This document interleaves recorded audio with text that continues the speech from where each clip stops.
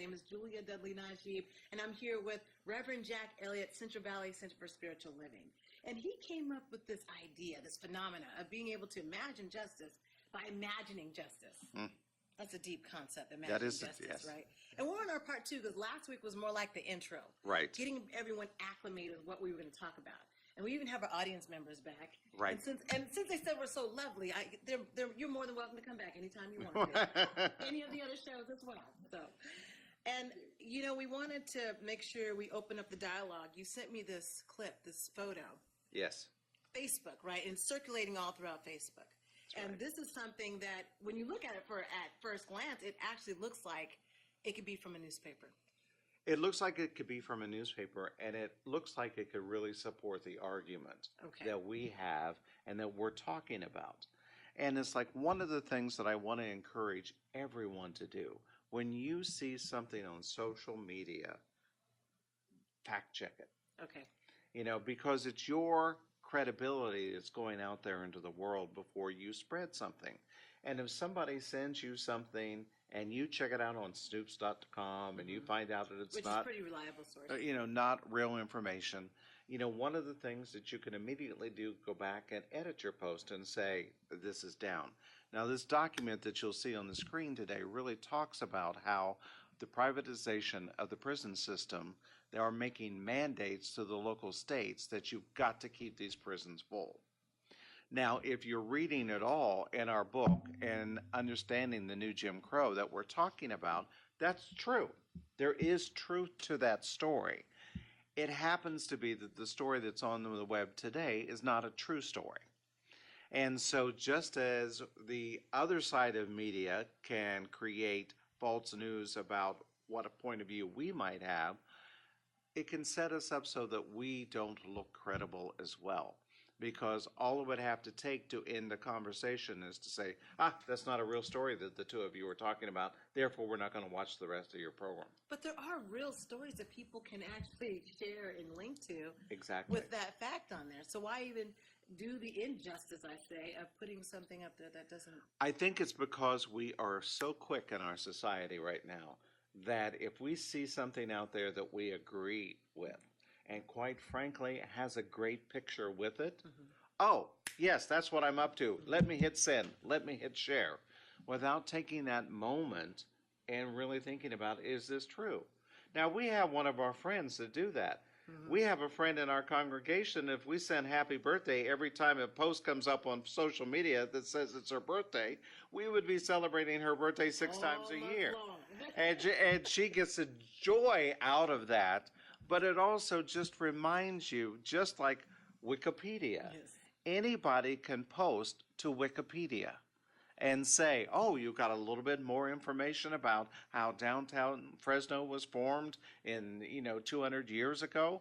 Well, I might have a thought about that. I can go into Wikipedia, add my comment about it, hit post, it posts, and no one may question it for 20 years. So no one's questioning those Wikipedia authors either. Right.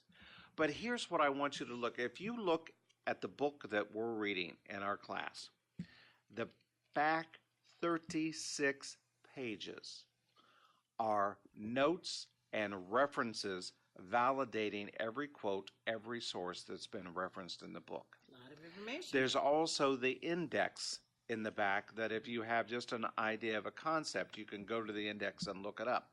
That's the type of reading that you want to be doing with a book. A friend of mine once said a long time ago and early on in this study that when you go to Barnes & Nobles or to a bookseller to buy a book, if it doesn't have an index, if it doesn't have a glossary, put the book back.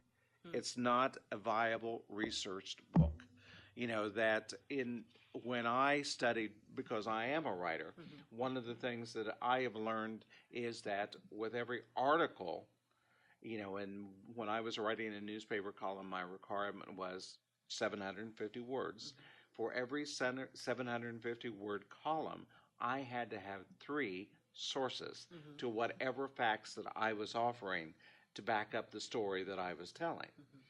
In a book, if you're writing on one singular topic, it is suggested that you have 35 sources to back it up and that you want to be able to do that. So I say that the subject matter is so important and the work that we want to do is so significant.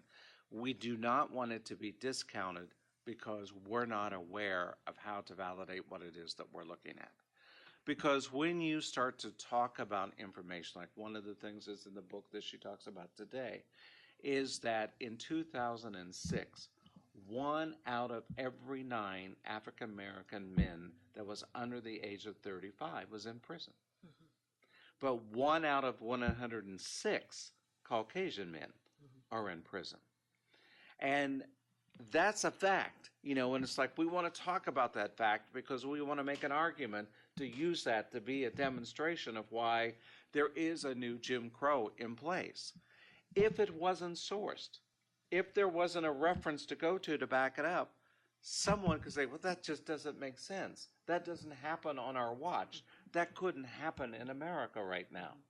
But the good news is we're becoming far more conscious of news sources and when we hear it. Now, if you add the spiritual element to it, and you got to add that to it, your intuition also tells you that smells funny. Does the intuition kick in? Because sometimes people's intuition, if we're looking at social media, does not kick in. We look at the moment and we want to share that post, just like what you're saying, and not check it. So how do we get the intuition to slide on over, say, wait a minute, it's not real news? I think it's as simple as taking a breath. Now, one of the things that you can do, and what I did this morning when I saw that post, I immediately stopped. I wanted to hit share because, like I said, it immediately, oh yeah, I'm right there. This is an ally. Yeah. We want to get this information out. I thought, let me look at who sent it, who forwarded it to me. Saw the name. Who forwarded is often very credible. Yeah. And as someone is like, oh, of course. But what I noticed, and this is where intuition comes into play, I noticed that she did not make a comment about the post. She merely had forwarded the post. Interesting. Now, that was enough of a pause for me to go, I wonder why she didn't say anything about it. Let me read this. And so that's when I really clicked on the link and when I really zoomed in on the picture and saw your community news as the header of the newspaper. And I, having been in the newspaper industry, I know that's too generic. Yeah, Your community news. Now, if you have a consciousness of a small town America, your hometown newspaper might say, oh, this is your community news section. Sounds right about because we have a website here, yourcentralvalley.com, that is a major source of news. So we could be kind of not tricked into it. We could see Yeah. that. So there's that opportunity. But if it's a major publication, it would say New York Times. It would say Miami Herald. It would say Chicago Sun Tribune. So there would be that source there. The next thing was the byline. The byline is by bum. So my byline was by Jack Elliot at jackelliot.com. So there's that immediate source of how to get a hold of me, should there be that opportunity to, want to link in. Oh, speaking of getting a hold, that number to call in is 559-612-2006, right? To text if you have a question. To text if you have a question. I heard it. Couldn't they call you? You could call. We'd be spontaneous. But 559-612-2006. That's 559-612-2006. Next time we'll put that on the crawl. On the call, so you can see it. At the bottom of the thing. We'll get this down by the third. That's right. But the information was too important not to get out to you. So to close that little loop of the conversation, what I ask you to do is to really take the opportunity to be accountable and take that breath. That's what Spirit is guiding you to do, is to take a breath and to go, okay, is this for me to share? Is this for me? And this is what I did with it. I sent the person back a note going, how did you run across this? And then that triggered her to do her normal due diligence of what she would do. And she goes, I have no idea where that came from. Wow. And so that is our opportunity of how we can get so tricked into it. So back to the book. One of the things that I have always been is kind of a storyteller to help paint a picture. One of the stories that our author Michelle Alexander talks about, to try to make this relate, because what I want to do is I want folks of privilege that think the world is just fine the way it is, Yes. to really kind of get a picture of what's really going on in the world. Okay. All right. So I want to use the two of us kind of as an example Okay. of what happened. And it's like a woman is on her way to work. She doesn't. I'm envisioning You this can right now. you can see yourself going to I work, got to put myself in and that and you're moment. rushing I'm just rushing. like you may have Gotta get did myself. today. Gotta grab Got myself. my Gotta grab phone, my I got the keys, I'm out the door. You're driving down the street, Yeah. and the red light comes on behind. Okay. Now, you get pulled over. You already have a certain amount of triggers. That's right. Based on your figure of how I have to present myself, how I have to operate, what I have to know, Keep your hands what on the I have steering to wheel. keep your That's hands on the most steering, important. what you have to do, Mhm. and to be able to comply That with is that correct. officer. I want to tell you a story that happened to me, Okay. and see if you could imagine the same scenario Okay. happen to your Go son. for it. Let's see. I was living in Franklin, Indiana as a 21-year-old right out of college. And a buddy and I were going to the movies. Okay. And we were cutting through town, and I was going a little bit faster than what I should have. And the red light comes on behind the car. I go, no problem, I got this. The registration's right there. That's right there. You reached in your back pocket? And didn't have a wallet. No, but wait. Yeah, Back up. I You reached. reached in your back Right, pocket. I was still reaching. Something you You're couldn't do. not supposed to do that. Right. You're not supposed to reach in your back pocket. That's a no-no. So, thinking that I was being prepared, I say to my buddy Tom, I don't have my wallet.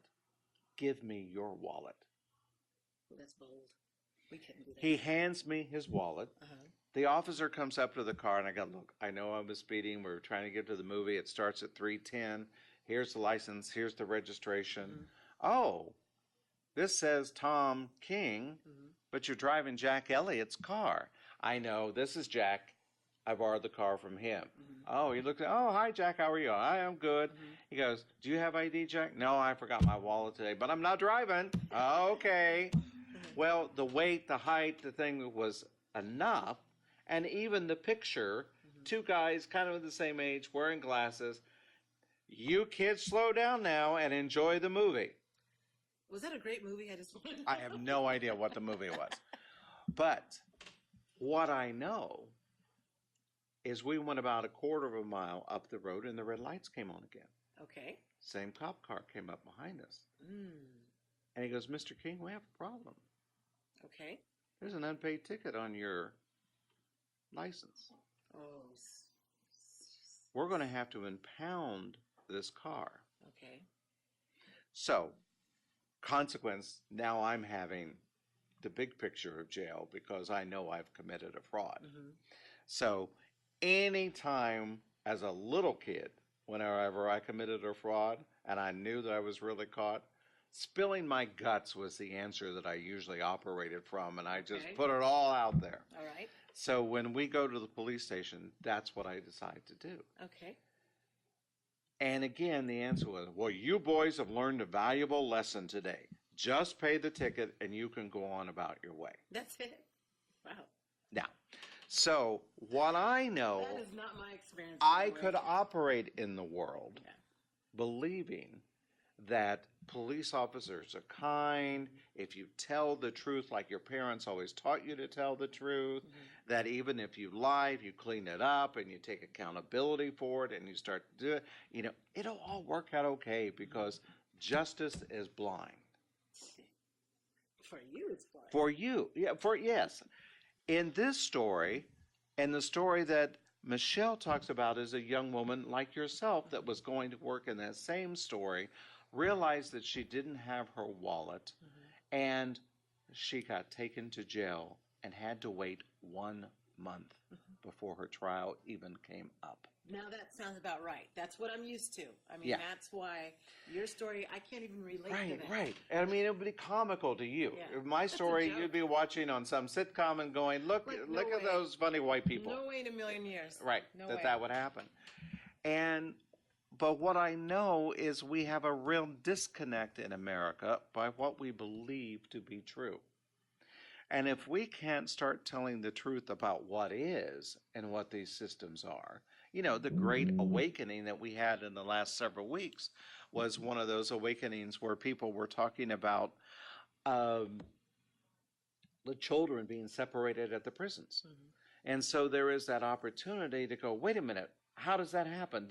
Does that really happen? Mm-hmm. Well, what I'm hoping is that's pulling back the curtain just enough for people to really see, is something going on here? What else is it that I don't know about? Last week, we had the magical experience of finding the research about AT&T and Walmart just by going to Dr. Google, right on command. And so we have access to more information. We do. And one of the things, though, that we learn with information, and this is why I think people don't go further, once you know more, you realize how much more there is you do not know.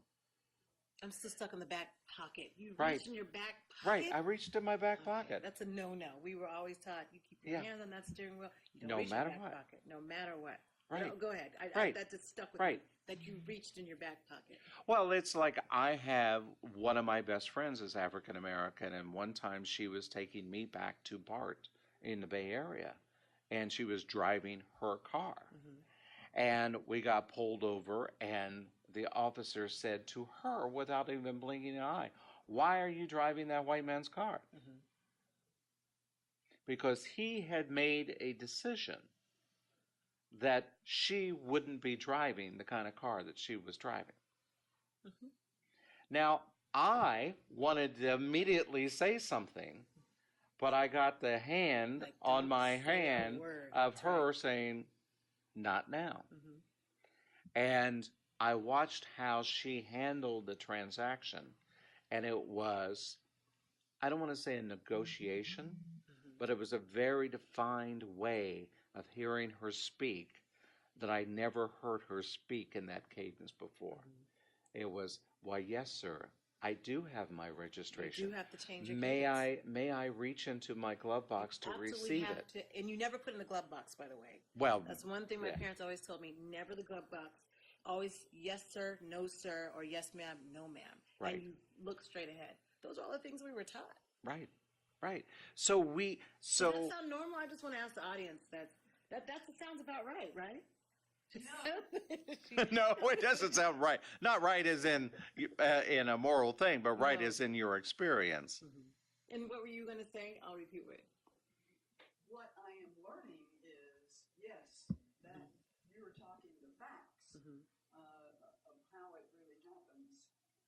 And what I'm seeing is somehow it looks as though law enforcement has the authority to discriminate. Yes. Yes. And always has. From the beginning. And a friend of mine, a coaching client of mine, is an advocate for the Miami County-Dade Police Department and deals with when people cross what is called the thin blue line. And because I'm doing this series, he sends me the kind of reports that he gets in that shows that, we target marginalized and minority neighborhoods because we want to be able to have 5 reports to turn in the morning when we go home. Got to make it the quota. And, I'm not going to go to the other neighborhood because I would have no quota, nothing to turn in by the next day. And there kind of becomes a camaraderie to where it becomes like a sports game. You only got 5? Well, I got 6 today. And that whole kind of language that goes on behind the scenes then even increases it to be even more true about who gets targeted. Now, one of the small things that's starting to happen, as it happened in Texas just this past couple of weeks ago, is finally some officers are being held accountable. Mhm. But, it took the story, and this is going to be the real hard leap for, I think, for a lot of people to imagine. When the female officer went into the wrong apartment and killed the gentleman, it could have almost been believable on the first pass to say, I got the wrong apartment. Because we are taught to think about what it must be like for a single female to go home in the middle of the night, late at night, after you worked hard, you're fatigued. But really? One of the first things that invalidated that is this gentleman had a brilliant red welcome mat with his team colors for his sports team that he was affiliated with at the door. So if you were even trying to put your key in the door, how could you not look down and go, wait a minute, I don't have an Oakland Raiders doormat, or I don't have a 49ers doormat, but she still went in. The next thing that happened was, no matter what a model citizen this young man might have been, we have to find something out about him to report out. And then they did that, and they went back to almost to the juvenile record time and found, a cell of marijuana. Well, he used marijuana. Well, so did Bill Clinton. It was, at the time, legal where he lived. Right. And he could have been doing that in the privacy of his home. But yet we had to put that story out because that made, and this is what's going to upset people, that made the white people more comfortable. And we have to call a thing to understand why some stories get told. That's exactly why in news reports stories will say, an African-American man was apprehended at 6th and Elm. Because they feel comfortable that person was caught, even if that might not have been the person. Right. But if it were a Caucasian man, the gentleman was caught at the corner of 6th and Elm. And they don't even realize the nuance of what they are saying is different. Do you hear that in our, and by the way, those of you who are watching, just tuned in, you're watching Imagining Justice. We're in our part 1 phase. Last week was the introduction to that, and you'll be able to watch that at the Central Valley Center for Spiritual Living website, also at the On Me Network. And I know we have about 7 more minutes just for this part 1, and we're getting lively into this discussion. But if there's something you want to text, a question, a comment, that number is 559-612-2006. Again, that's 559-612-2006. Now, Reverend Jack, I've gotten 2 texts of people saying they're enjoying the program. Okay. But that's no questions are asked. So we appreciate that too. Okay. But if I'm going to line my bifocals up, I want a question. Okay. No, I never read that. Okay. So we're talking about justice and what it looks like. Because for me, that's a different look. I've always been afraid. Even when my friend, we were going to school. We were just going to school at 7 o'clock in the morning. Cop decides he wants to do a search. So all of us had to get out of the car, put our hands behind our back, sit on the curb. I think I was 16. My girlfriend was 17. She was crying. And someone else was in the back seat, but we were all minority. And we don't even know what they were searching for. But it's the most humiliating experience, just seeing all these cars go by. Everyone's looking at you as if you've already been marked. You're already guilty. Yeah, I'm already guilty, and I don't even know why I'm pulled over. I never told my parents about that. I just remember being the whole day depressed, upset. I went to practice upset. It was the most humiliating experience of my life because I had not done anything, and yet I felt wrong. I felt somehow something was wrong with me. And you did that internal search to Yes. say, what did I do wrong? Yes. One of the things that they say in today's society, a person of color is guilty until proven innocent. That is correct. A person that is Caucasian is innocent until proven guilty. And, we just kind of watched that happen with the Supreme Court nomination. So we had this opportunity to really look at how are we going to shift these paradigms. How are we going to? It's been there for so long. Right. And part of what we talk about, if we are going to be about creating a world that works for everyone, I have to first know the reality of your world. Yes. And then to some degree you have to know the reality of mine. Now you can project into mine a little bit better because it's all you see in the media and on television and that sort of thing. But we have this responsibility to one another in the human race to listen to one another. A friend asked me earlier today, it's like sometimes when I'm in conversation with someone, Spirit is talking to me, and I don't know whether I should be listening to Spirit while I'm engaged in that conversation or not. And I said, well, it depends on what Spirit's saying. Oftentimes, Spirit's saying, be quiet. Do you Just hear that? listening. Do we hear that? You know, sometimes we're just here and we want to help, but we're really called to listen. And so there is this arc. One of the things that she so eloquently talks about in the book is if we immediately were to wave a magic wand, realized we got it all wrong with the prison system and the justice system. So sorry, all the jail cells across America for anyone that was wrongly incarcerated suddenly popped open and that person could walk free.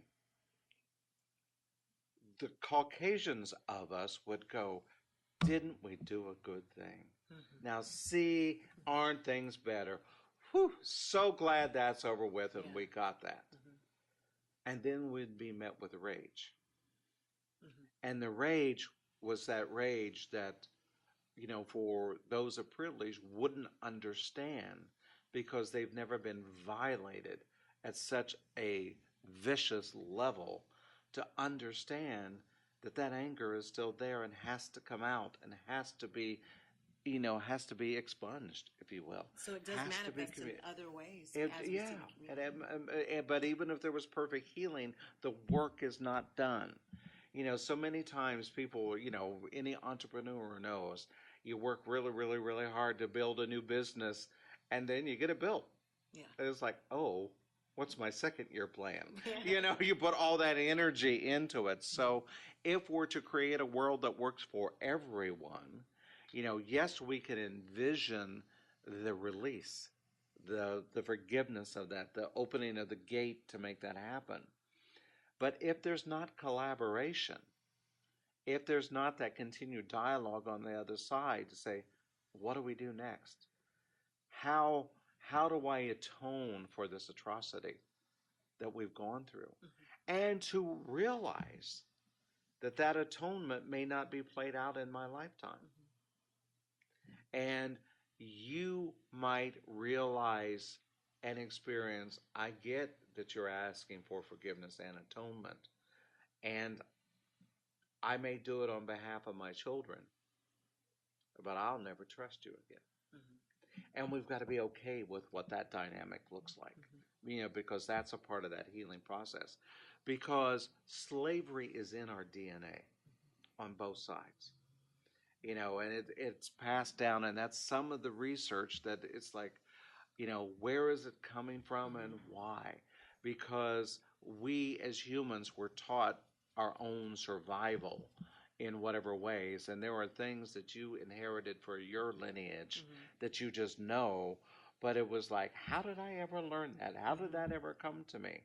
And mine as well. And being able to, like I mentioned last week, you know, the fact that I'm, you know, 1/16 Filipino, and but yet for all my life that I was told it was Native American, that it never worked. You know, it was never quite there. My intuition said something is askew. But once I got what it was and what the truth was, then some things started to make sense to us. You know what? I can't believe 30 minutes has already gone by that fast. I can't believe it. Can you believe it? Yeah. Wow. That's already part one. And we still haven't gotten to the book, New Jim Crow by Michelle Alexander. And that's how in-depth we're going to be going. I don't know, Reverend. You might have to go. I know you only said 6 weeks. I'm just saying. You might have to go a little bit longer because if we're talking about experiences here, you've got yours and I've got mine. And it's important, I guess, that we share. So Absolutely. Because by telling our stories, others can call up their stories. And comment. And ask questions. And as you're reading, this is the other thing, that as people are reading, well, what about where she says on page 23? Tell me a little bit more about that. That's the kind of dialogue that I want to have. And so we're going to be getting to that next, of course. But you have been watching Imagining Justice. We got through just part one today. So you're going to have to wait till next week to be able to hear that next conversation, because it's exciting to be able to learn about both sides. People don't always think about the other side. People think the grass is greener on one side, not the other, and vice versa. So we hope that the audience, enjoyed this segment, and we appreciate you, and we definitely love you. So definitely come back, because I like all those compliments in the beginning. I loved it. And Reverend Jack Elliot, we thank you. Thank you. And we're looking forward to part 2. See you in a little while. Until then, we'll see you next week.